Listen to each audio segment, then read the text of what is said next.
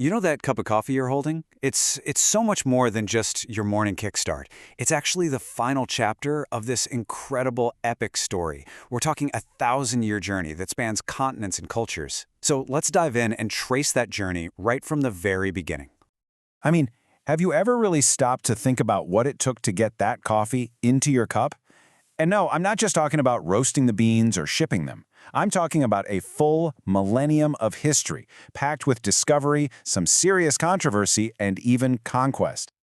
All right, so here's our roadmap for this whole thing. We're going to start with a mythical discovery in Ethiopia. Then we'll travel to the heart of the Islamic world. From there, we'll see its very dramatic arrival in Europe. Then we'll watch it conquer the globe, and finally we'll bring it all the way back to the cup that's probably sitting right next to you. Okay, so our story doesn't start in a cozy cafe. Nope. For this, we have to go way back. Picture the high plateaus of ancient Ethiopia. We're starting with a legend that honestly sounds more like a fairy tale than a history lesson. It's the amazing story of a guy named Kaldi and his dancing goats. So, the legend goes like this. Kaldi, a simple goat herder, noticed his goats were acting, well, a little weird. They were chewing on these bright red berries from a bush he'd never seen before, and afterwards they were so buzzing with energy they looked like they were dancing. Naturally, he got curious. He tried a few berries himself and bam! He felt this incredible jolt of energy. A local monk happened to see all this and had a light bulb moment. Maybe this could help him stay awake during those long evening prayers. And just like that, the secret was out. All right, so from those Ethiopian highlands, the coffee bean takes its first big trip. It travels across the Red Sea and lands on the Arabian Peninsula. And it's right here, specifically in Yemen, that coffee goes through this massive cultural makeover. And this is where it gets really interesting. The original Arabic word for coffee is kahwa. But get this, that word used to mean wine. See, with alcohol being forbidden in Islam, coffee stepped in to fill that void. It became this revered substitute. They even called it the wine of Araby. It was this incredible drink that could sharpen your mind for prayer or fuel these amazing late-night conversations.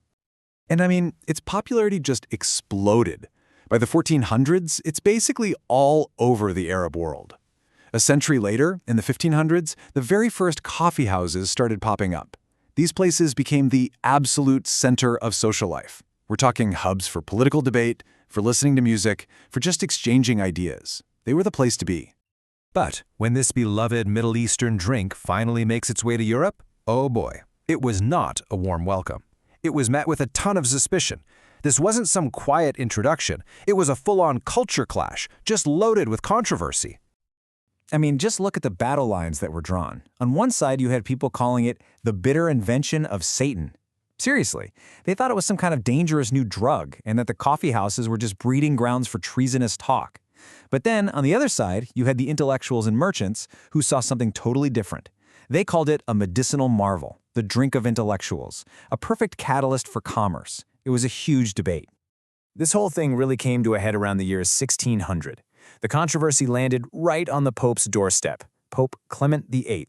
His advisors were begging him to ban this devil's drink, but the legend says the Pope wanted to try it for himself first. He took a sip, and apparently it was so delicious that he declared, "We should cheat the devil by baptizing it." And that single moment, that papal thumbs up, was a total game changer for coffee in Europe. So, with the Pope's official blessing, coffee houses just took over Europe. They started calling them penny universities. Why? Because for the price of a single cup of coffee, literally anyone could walk in, get the latest news, and debate ideas with some of the sharpest minds of the day. They were basically the 17th century version of the internet cafe. Okay, so Europe is now officially hooked on coffee. And what happens when there's huge demand for something? A race to control the supply. This is the moment that sets the stage for coffee's next big transformation, from just a popular drink into a massive global commodity, one that would literally reshape entire economies. Now this global spread, it didn't happen through some polite trade agreement. Oh no, it happened through straight-up theft and espionage. For centuries, the Arab world guarded their coffee plants like treasure, but in the 1600s, some Dutch spies managed to smuggle a plant out.